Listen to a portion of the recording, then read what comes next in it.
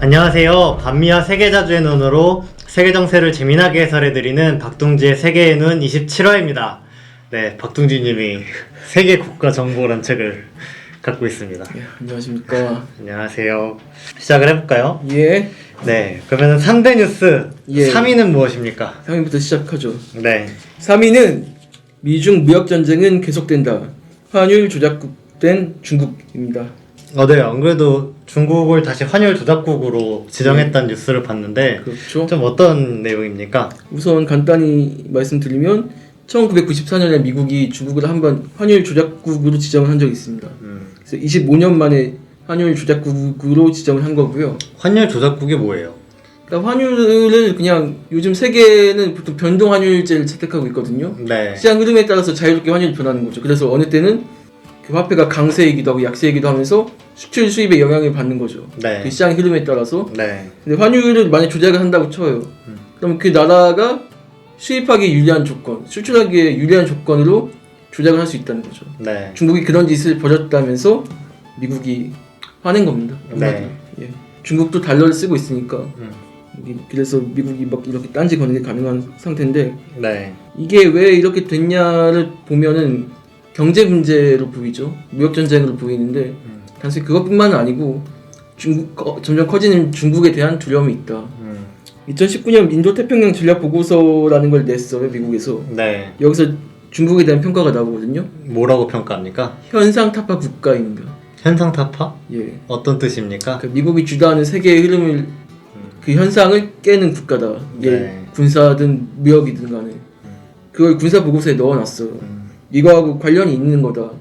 경제와 군사적 측면이 다 엮여 있다. 그래서 트럼프가 공격을 했다고 보면 되고요. 중국에 미국이 뭐 미국산 콩을 파느니 안 파느니 뭐 관세 고유 관세 25% 관세를 매기느니 안 매기느니 가지고 많이 다퉈갖고 협상도 많았었는데 네. 이 트럼프가 최근에 사고를 쳤죠. 중국 거의 모든 제품에 높은 관세를 부과하겠다. 왜냐? 자국 통화 그러니까 위안을 의도적으로 싸게 유도하고 있다면서 거의 모든 제품에 높은 관세를 부과하겠다고 한마디로 협상을 원 위치로 돌리고 거기에 플러스 더해가지고 환율 조작국이다라는 나쁜 뭐라고 하냐 그거. 좋은 글씨? 예 맞아 좋은 글씨 낙인 찍은 거죠. 네. 중국하고 거래하면 재미없다 국물없다 그런 얘기를 한 거고요. 전에 무역 전쟁이 한참 할 때보다 더 수위가 높은 건가? 수위가 높아진 거죠. 이게 오바마 정부 때에도 환율 조작국으로 뭐 지정을 하느니 뭐니 말은 있었는데 결국 지정한 적은 한 번도 없어요. 아, 지정 안 했어요? 예, 25년 만이라고 했잖아요. 아, 전 이 그래도 글쎄 꽤 오르락 내리락해서 지적한 적이 있는 줄 알았는데. 환율 조작 의심이 간다 너희 주의해라고 경고만 계속했고 이번이 처음이죠. 아, 그렇군요. 예. 그만큼 미국이 급박하다는 얘기가 되는 겁니다. 네, 그렇군요. 어쨌든 스티브 무누신 그 미국 재정부 장관이 하는 얘기는 뭐 중국은 외환 시장에 대한 지속적이고 대규모 개입을 통해 통화 가치 절하를 용이하게 해온 오랜 역사가 있다. 뭐 이런 얘기를 하는데 이건 뭐 당연한 말인데 뭐 중국이야 뭐 국가가 주도하는 시장주의잖아요. 네. 사실 어느 국가나 중앙은행의 어떤 통화가 금리를 내리거나 올리거나 할 때 다 일정 부분 다 개입을 해요. 그쵸. 그건 그 나라의 주권이죠. 네, 그런 걸 가지고 딴지를 걸어댄 겁니다. 미국이. 트럼프도 지금 금리 인하를 하니 많이 막 이런. 맞아요. 자기 FRB 거기에도 뭐 압력을 넣느니 마느니 그런 뉴스도 굉장히 많이 나오던데 네. 자기들도 그런 거 하면서 뭐 백악관에서 나온 얘기는 이 추가 관세는 9월 1일에 발동이 된다는 거예요. 거의 한 달 정도 남았는데 네. 이에 대해서 중국 인민은행은 미국의 일방주의 보호주의다. 이거는 미국이 국제 규칙을 엄중하게 훼손하고 전 세계 경제 금융에 심각한 영향을 끼치고 있다고 했습니다. 어쨌든 이 중국 미국 이 무역 전쟁이 미치는 여파는 꽤 커 보이긴 해요. 얼마 전에 며칠 전이었죠? 주가가 폭락했잖아요. 네. 50조 원이 예, 증발했다고. 증발했죠. 한순간에 그랬는데 한국만 그랬던 건 아니고 전 세계 주요국들이 다 동시다발적으로 중국 뭐 미국 포함해서 다 이렇게 급락 폭락을 했었던 건데 세계 자본주의 세계 경제에 큰 안 좋은 영향을 미치고 있다. 그런 게 드러나고 있는 겁니다. 이것은 어쨌든 미국의 힘이 쇠퇴하고 다른 신흥 국가, 중국을 비롯한 그런 국가들이 힘을 키워 나가면서 일어날 수밖에 없는 어떤 전환점의 사건, 대사건을 볼 수 있다는 거고, 우리 한국 경제, 한반도 통일 경제도 이 위기의 국면을 잘 넘어서 활로를 모색해야겠습니다. 그 다음으로 두 번째 뉴스는 예. 무엇입니까? 두 번째 뉴스는 평화의 소녀상 전시 회방 놓은 아베 정권입니다. 근데 평화의 소녀상을 전시하는데 회방을 놨나 봐요. 회방에 났습니다. 네, 뭐 어떤 일이었습니까? 우선 이 평화의 소녀상이 주한 일본 대사관 앞에 전시되어 있고 또 곳곳에 있잖아요. 전국 곳곳에 있는데 그 모양이 똑같이 해가지고 일본 최대 규모 예술제가 있어요. 광주 비엔날레 같은 그런 건데 네. 아이치 트리엔날레 2019라는 행사가 아이치현 나고야시에서 열렸습니다. 일본. 네. 근데 이 평화의 소녀상이 전시됐다는 이유로 이 전시 전 자체를 다 중단시켰.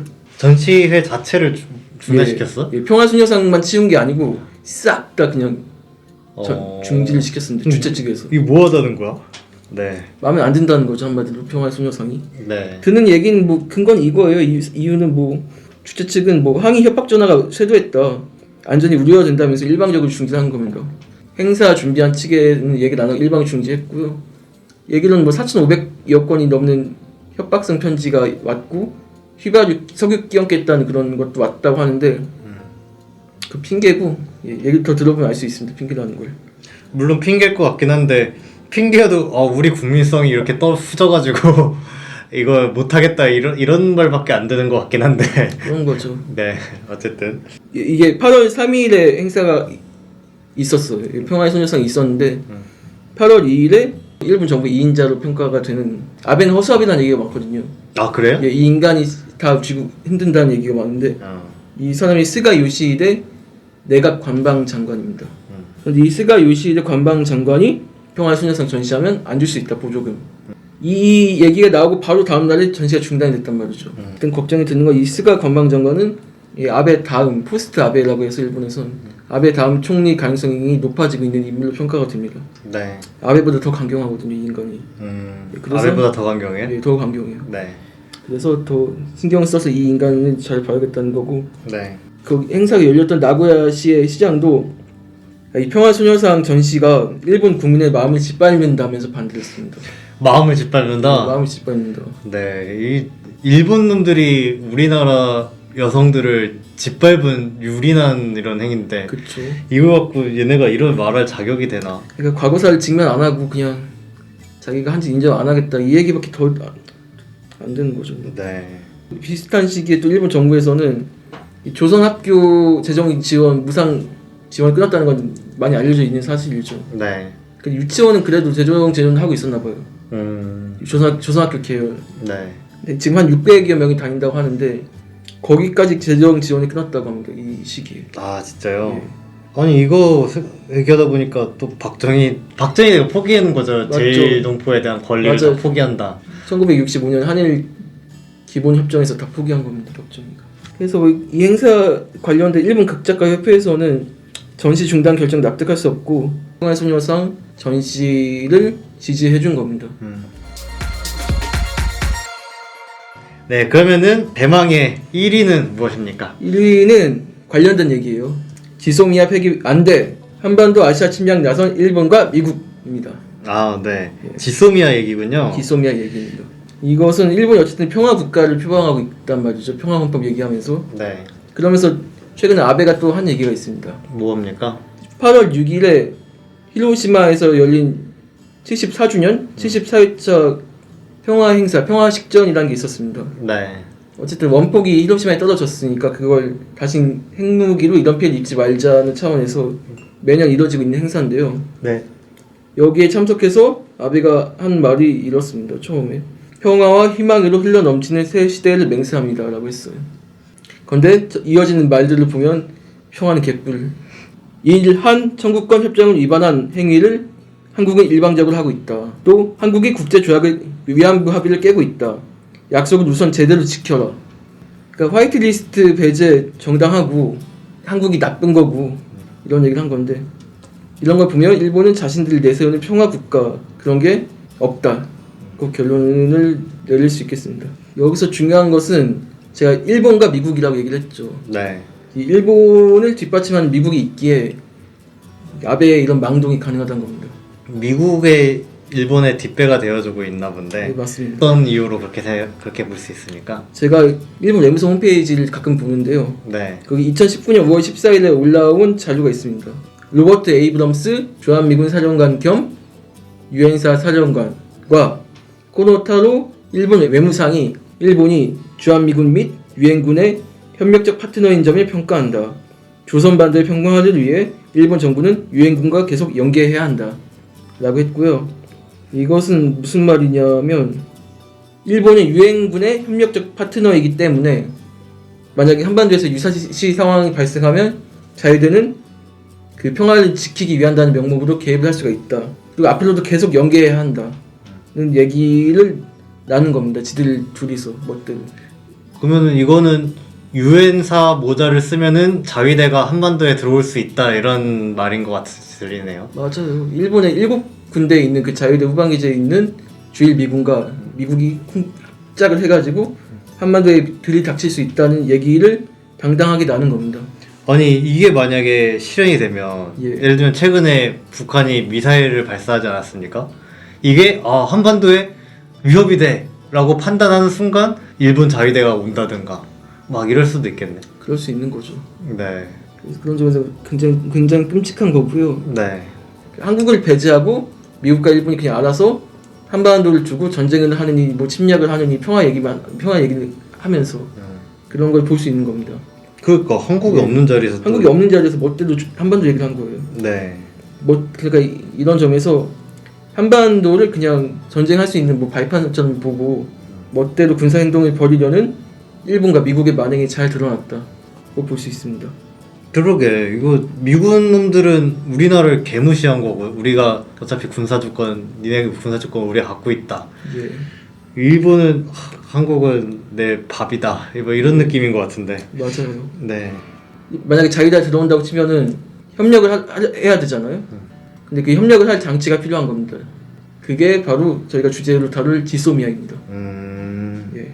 일본의 자위대가 한국에 들어오기 위해 필요한 것이 지소미아다. 지소미아가 뭐 어떤 건데 그렇습니까? 이게 어떤 거냐면 가장 극비 비밀은 기밀은 1급 기밀이 있어요. 일단 그것까지는 공유를 안 한다. 근데 2급, 3급 관련된 건 얼마든지 공유할 수 있다는 거예요. 만약에 한국에서 미사일이 발사가 되면은 우선 한국이 가지고 있잖아요. 국방부 정보를. 네. 그걸 일본에 넘길 수 있게 되는 겁니다. 이게 어떤 문제가 있냐면 일단은 한국한테는 아무런 이득이 없고 일본한테는 큰 이득이 있어요. 왜 한국에는 뭐 일본 쪽에서 얻을 정보가 없는가 봐요? 맞아요, 그거예요. 아 그래요? 딱히 얻을 정보가 없습니다. 거기다 더 큰 문제라고 볼 수 있는 건 어쨌든 한국하고 미국은 동맹을 엮여 있잖아요. 네. 그래서 정보를 바로 주고받을 수가 있어요. 근데 일본은 어쨌든 우리의 적이잖아요. 적이죠. 그쵸. 식민 침략의 원흉이니까. 저기라서 일본은 배제되어 있는 상황인데 계속 있었는데 근데 이 지소미아를 통해서라면 미국에 전달할 정보도 지소미아가 있으니까 그냥 바로 직접 줄 수가 있는 거죠. 미국 통해가지고 건너 한참 시간 걸리는 게 아니고 즉각 일본과 미국에 필요한 정보를 한국에서 받아가지고 일본과 미국끼리 공유하고 전쟁을 획책하고 그게 가능한 겁니다. 이거의 그럼 목적 자체가 좀 그런 거겠네. 만약에 뭐 저번처럼 러시아 항공기가 왔어. 일본 자위대 빨리 출동시켜야겠는데 러시아 항공기가 어딨냐 하면은 한국 통해서 바로 정보를 받아서 출동하거나 뭐 이런 긴밀한 연계가 가능해지는 장치인 것 같은데. 그게 가능해지는 겁니다. 네. 어쨌든 이건 가장 낮은 단계 조치고요. 이따가 더 설명을 드리겠지만 지금 여기서 간단히 말씀을 드리면 이게 1급 군사 기밀 정보까지는 다루지 않는다고 했죠. 네. 약간 제가 생각하기엔 그래요. 미국이 이게 졸속으로 2016년에 체결이 됐는데 미국이 뒤에 있었고 한국 국민 여론을 좀 살피고 좀 애매하게 디딤돌 하나 놓은 거 아닌가. 2급, 3급 정도를 제한하고 나중에 더 판을 키워가는 목적으로 그런 생각을 전 합니다. 그래서 이 관련해가지고 8월 2일에 일본 방위성에서 나온 입장이 있습니다. 이와야 타케시 방위성 기자회견에서 따온 겁니다. 인용한 거예요. 네. 보시면 기자가 질문한 게 있습니다. 지소미아가 파기되면 북한 미사일 발사에 관해서 일본, 미국, 한국이 공유하는 정보에 영향이 생길 우려는 없나요? 라고 질문했습니다. 네. 그랬더니 이화여가 한 얘기가 이래요. 파기된다고 가정한 질문에 답을 삼가하고 싶다. 우리들에게는 그런 이유가 없다. 파기할 이유가 없다. 지역의 평화와 안정을 생각하면 일본, 미국, 한국의 안전보장상 연계는 비상이 필요하다. 대국적인 판단을 한국이 할 것을 기대한다. 파기 안 하고. 그런 얘기 한 겁니다. 어이없잖아요. 그거 아니 지금 화이트리스트에서 배제한 게 뭐 안보상 뭐 대북 제재를 한국이 위반하고 있다느니 예. 이런 믿을 수 없고 안보에 문제가 있다고 배제를 했는데 예. 정보는 연계가 필요하다. 예. 안보상. 아니 한국이 국가 간 신뢰를 깼다고 계속 주장을 하고 안보적으로 믿을 수 없으니까 화이트리스트 27개국에서 제외했다고 그러고 그렇게 죽어라 말을 했으면서 이 지소미아는 필요하다? 어이가 없는 거죠. 말이 안 맞잖아요. 그냥 이 지소미아와 관련해서 최근에 또 한국 국방부가 겪은 굴욕이 있거든요. 뭐 하십니까? 김종대 정의당 의원이 페이스북에 쓴 글인데 네. 8월 2일에 북이 미사일 발사체를 발사했지 않습니까? 네. 그 관련해가지고 어쨌든 8월 2일이면 이 화이트리스트 관련해가지고 경제 공격 관련해가지고 한창 사이가 험악하던 사이잖아요. 네. 그 당일이죠. 배제한 당일. 네, 당일이죠. 네. 그런 상황인데 그런 당일에 이 자위대 높은 고위 관계자가 한국 국방부에 쳐 들어온 거죠. 그냥 정보 내놔라. 지소미아에 따라서 우리 북 미사일 어떻게 쐈는지 알아야겠다. 정보 내놔라고 싹 다 받아갔다는 겁니다. 그럼 고분고에 줬을 거 아니야 또. 줬대요. 협정을 맺었으니. 예. 그 정경두 국방부 장관이 네. 왜 그걸 왜 줬냐 하고 물어보니까 꿀먹은 벙어리가 되었다는 겁니다. 그러네요. 우리를 경제 공격하고 있는 적국에게 정보를 고스란히 넘겨주는 꼴인데 예.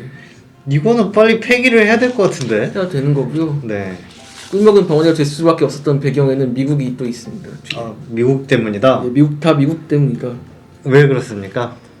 일단 8월 7일에 이 아베하고 최근에 신임 그 미국 마크 에스퍼 국방장관하고 관련된 얘기가 또 오갔어요. 그동안 어쨌든 일본 편을 든다는 얘기는 안 했잖아요. 정확하게. 그렇죠. 편 알아서 해라. 알아서 그냥 해라였는데 여기서 한 얘기가 뭐냐면 네. 지소미아는 계속되어야 한다. 고 한국에 확실히 촉구해야겠다. 말을 그 비행기 안에서 기자들한테 했다고 합니다. 안 그래도 문재인 정부가 지소미아 파기할 수 예. 있다는 거를 하나의 카드로 내놓고 있는 상황인 거잖아요. 예. 네. 노골적으로 일본 편을 든 거네요. 그래서 하는 얘기가 되게 노골적인데 이 한국, 미국, 일본의 정보 공유 틀이 유지되도록 이 지소미아 유지를 확실히 한국에 촉구하고 싶다. 지소미아는 우리들, 그건 미국이죠. 미국에 있어서 열쇠가 되는 거다.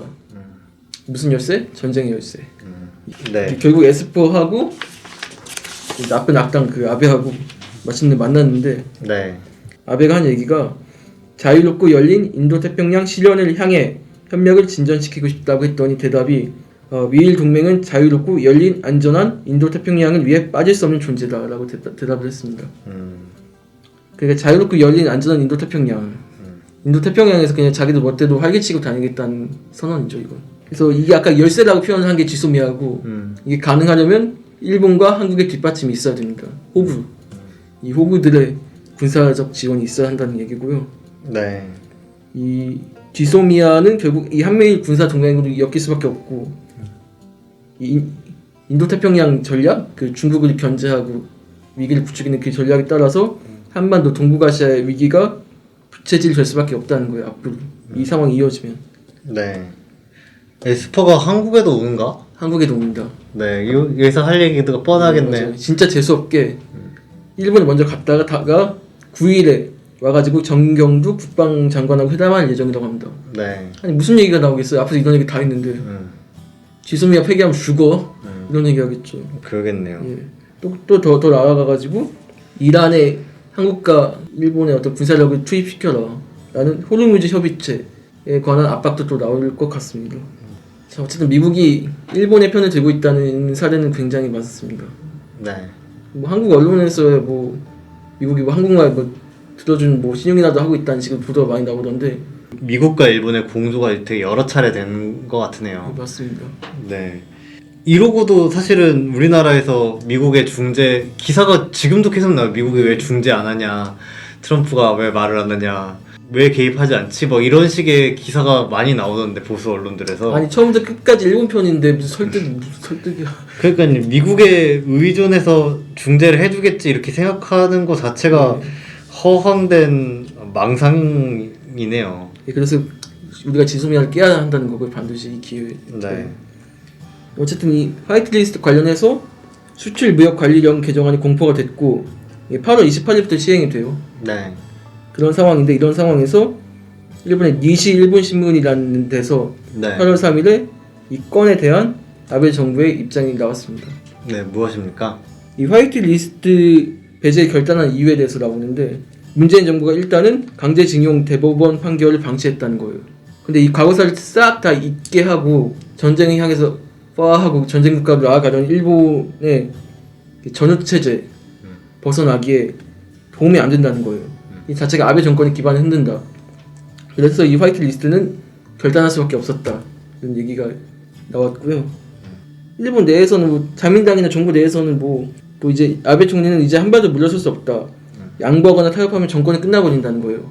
그럼 우리가 이 정권을 끝내버리기 위한 행동을 하면 되는 겁니다. 그러네요. 예. 화이트리스트 배제하고 정부 내놓으라고 와가지고 윽박지르고 우리는 꿀먹은 먹을 벙어리처럼 말도 못하고 갖다 주고 이게 지금 뭐하는 짓인가 이런 생각이 드네요. 맞습니다.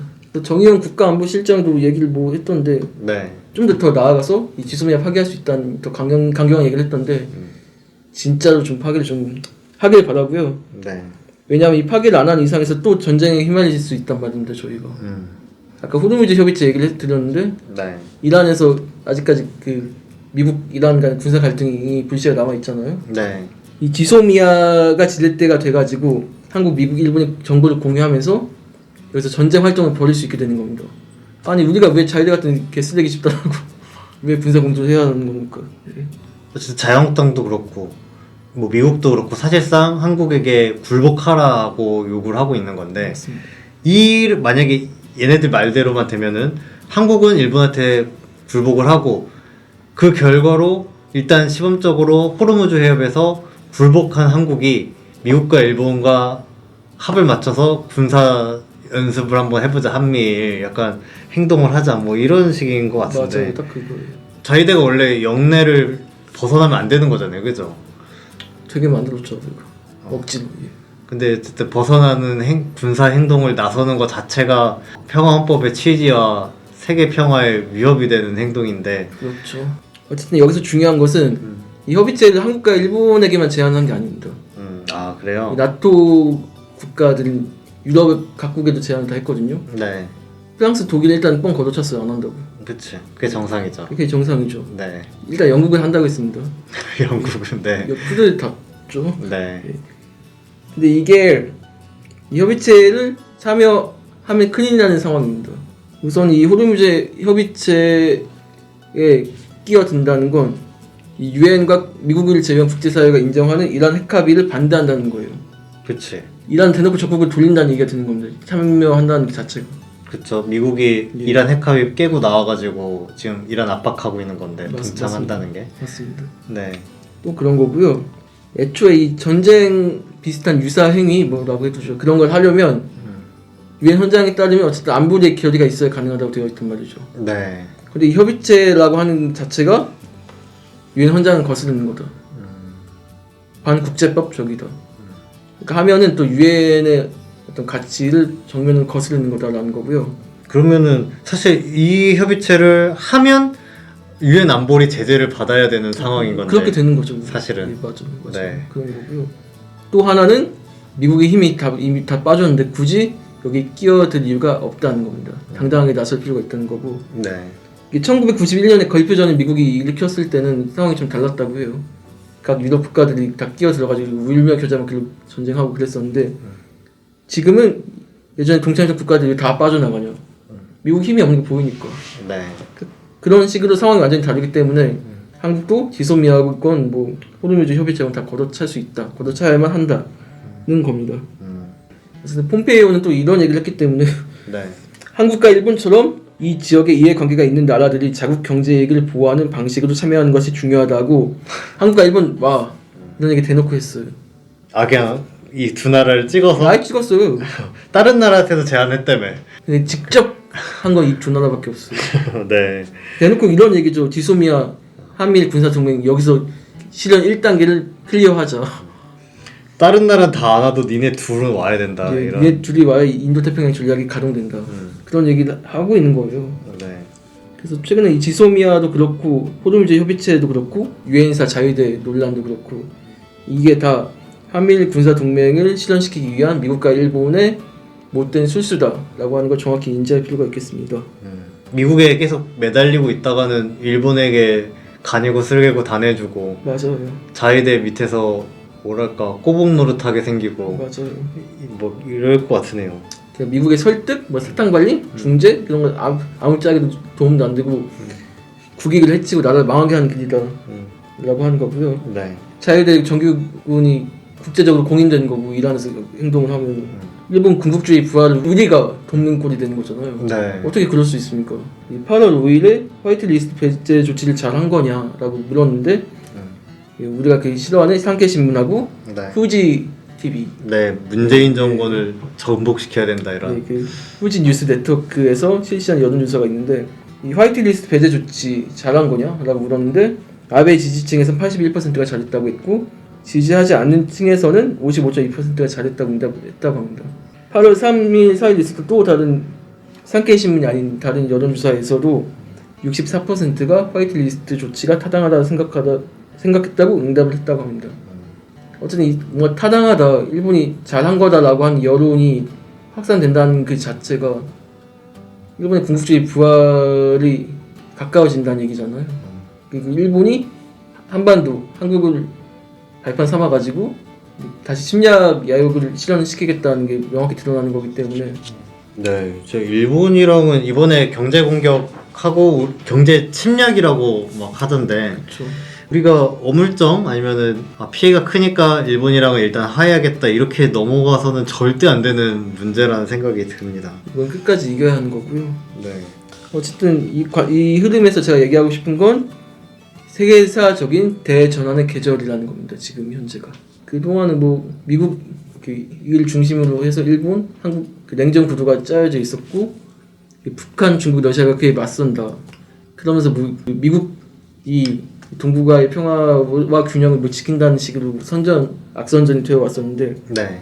이제 이 구도가 와르르 깨질 수밖에 없는 그런 시기가 왔다는 거예요. 네. 예. 그래서 이 한일 갈등은 세계사적 쟁투다라고 하는 칼럼도 있더라고요. 이 칼럼에 보면은 이 단순히 한일 둘 양국의 갈등처럼 보이지만 이 자체가 이 동북아에 작용을 하면서 계속 군사적 야욕을 보이던 미국의 흐름 자체를 뒤집어 버릴 수가 있다. 만약에 문재인 정부가 이렇게 강경하게 계속 나와가지고 일본을 꺾고 그 뒤에 있는 미국까지 꺾으면 이 세계사의 흐름이 완전히 다 뒤집어지는 거다. 그다음 보지 못했던 질서가 온다. 그런 얘기를 하고 있는 거거든요.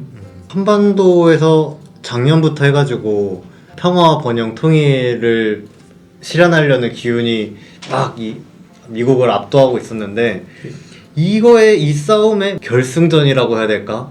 이 최종 결투가 지금 일본의 경제 공격으로 촉발된 것 같은 느낌을 좀 받아요. 맞아요. 저도 그런 느낌을 굉장히 많이 받고요. 점점 일본과 미국은 우리의 편이 아니다. 이미 일본은 판명이 났고 완벽하게. 미국도 서서히 그 적이다라고 하는 게 드러나고 있는 거고 실체적 진실이. 네. 그래서 뭐 문재인 대통령도 굉장히 좋은 말씀을 하셨잖아요.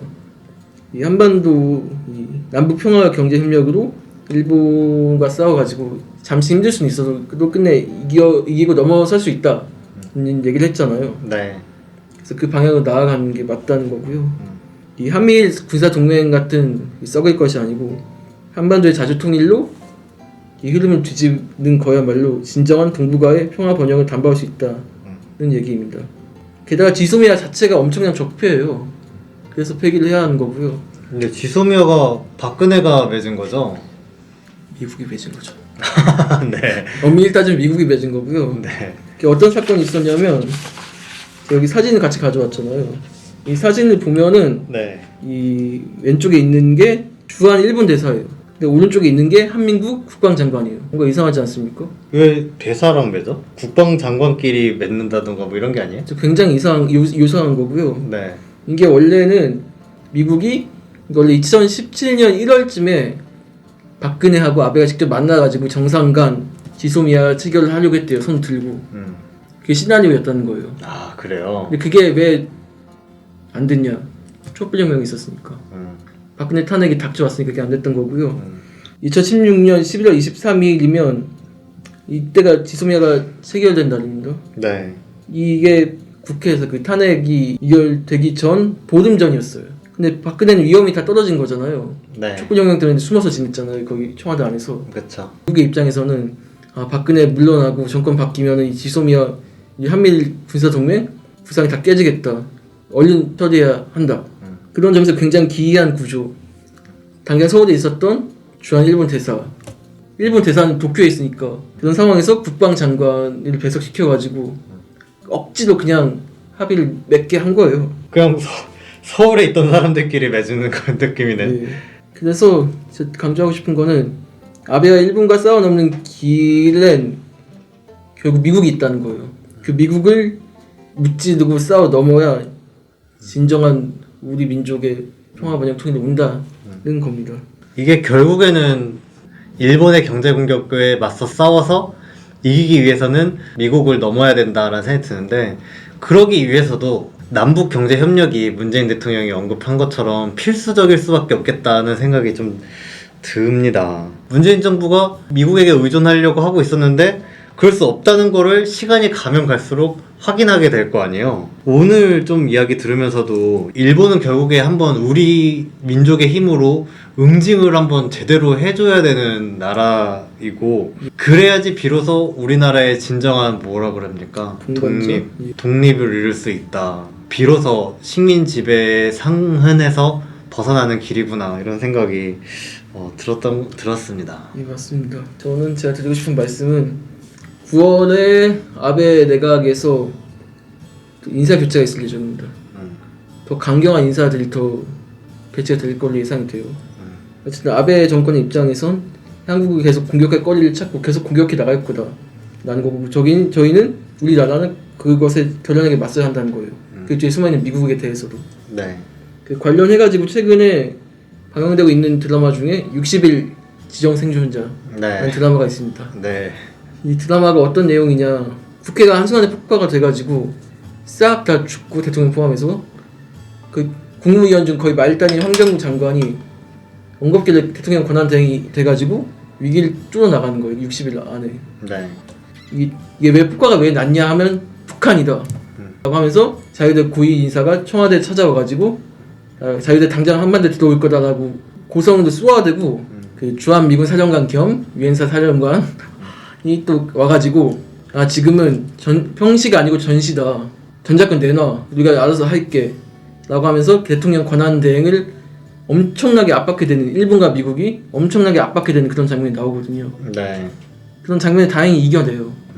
이겨냈는데 이 드라마가 굉장히 본질을 잘 보여주고 있다고 저는 생각했거든요. 보고 일본과 미국은 우방이 아니고 우리가 맞서 이겨내야 할 적이다 라고 하는 게 드러났고, 또 이 드라마에서 또 드러나고 있는 진실은, 이게 테러가 왜 일어났냐 하면은 당시 그 죽은 대통령이 남북 평화협정을 추진하고 있었고 거의 달성 직전이었습니다. 네. 근데 그걸 싫어하는 군산복합제 세력이 있는 거예요. 전쟁을 좋아하는. 북한이 한 행동이 아니라? 예. 그 되게 좋은 드라마네? 네, 드라마 내용 꽤 좋으니까 한번 보시고요. 네. 지금 이 시점에서 우리의 평화를 해치는 적이 누군지, 평화를 이끌어주는 또 동지들은 누군지 하고 하는 국면이 다 드러나기 때문에 아베 적이죠. 미국 적입니다. 사실 명확히 인지하고 자주와 독립 그 길로 나아가면 좋겠습니다. 그리고 8월 24일이면 이 폐기가 되는 건데, 연장 통보를 안 하면 자동 폐기가 돼요. 네. 가만히 있으면 폐기되고 되게 편하네. 예. 이 정영 국가안보실장이 독도에서 육해 공군이 모이는 독도 방어훈련이 있을 예정이다라고 얘기를 했어요. 굉장히 미국이 싫어하는 행동입니다. 좋아할 리가 없잖아요, 미국이. 네. 이 미국이 맞서가지고 뭔가 해보려고 하는 시도가 좋다는 거예요. 그래서 이런 거 계속하면서 우리 주권을 당당하게 지킬 수 있다는 걸 국제사회에 널리 알리면서 한미 군사훈련도 제발 좀 그만두고 남북이 함께 손잡고 자주와 독립을 되찾는 그런 날이 오기를 바라봅니다. 남북 공동훈련으로 하면은 참 좋을 텐데 하는 생각이 좀 들어서, 네. 한 가지 더 뭐 이런 상황이 이제 있으니까 저희 뭐 방송에서 한번 광고를 하자면은 8월 15일이 있지 않습니까? 광복절. 광복절이 다음 주인가? 다음 주에 벌써. 아, 벌써 다음 주야? 다음 주에. 이렇게 시간이 빠르지? 네. 맞아요. 8월 15일 광복절이 다음 주 아닙니까? 이 8월 15일 날 서울에서 촛불 집회가 열릴 예정입니다. 이 촛불 집회가 많은 국민들의 참여로 우리 국민의 의지를 보여주는 큰 촛불 집회로 성사됐으면 좋겠다라는 생각이 듭니다. 세계에 있는 시청자분들도 8.15 촛불에 함께 해주시면 좋겠습니다. 일본의 경제 공격이 범상한 게 아니라 이런 한반도의 대격변을 둘러싼 중대한 사건으로서 진행되고 있는데 지소미아를 통해서 현 상황을 좀 짚어봤습니다. 이것으로 세계의 눈 27화를 마치겠습니다. 앞으로는 세계의 눈은 2주에 한 번씩 방송을 할 예정입니다. 2주 뒤에 다음 방송에서 찾아뵙도록 하겠습니다. 감사합니다. 촛불 들고 다음에 봬요. 고맙습니다.